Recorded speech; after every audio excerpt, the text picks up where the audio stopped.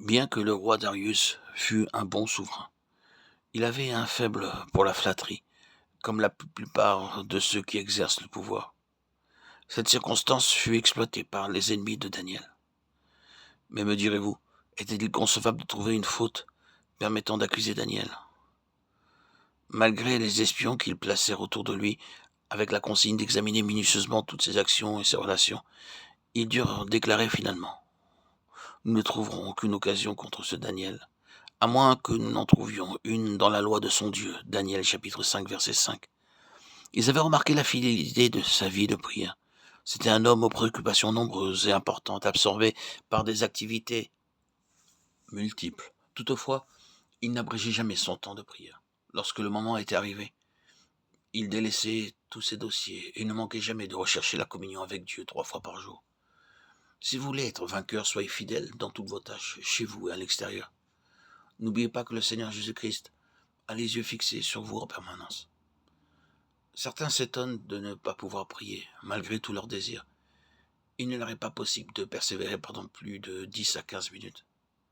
Ces personnes aboutissent à des échecs répétés parce qu'elles ne consacrent pas assez de temps à l'adoration et aux actions de grâce. Comme leur oraison se limite à des requêtes pour toutes sortes de motifs, le flot de la prière tarit très rapidement.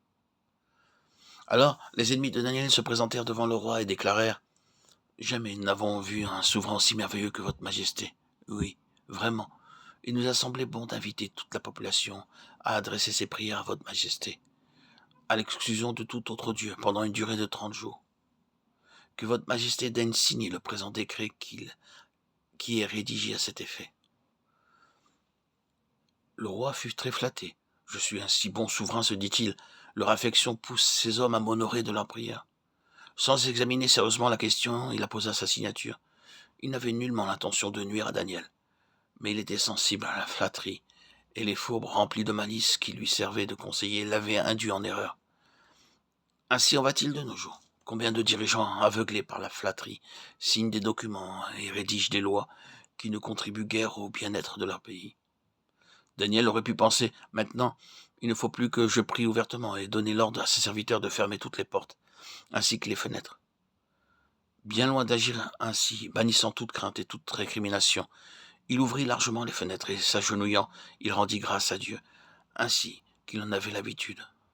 Lorsque Daniel sut que le décret était écrit, il se retira dans sa maison, où les fenêtres de la chambre supérieure étaient ouvertes dans la direction de Jérusalem, et 3 fois le jour il se mettait à genoux.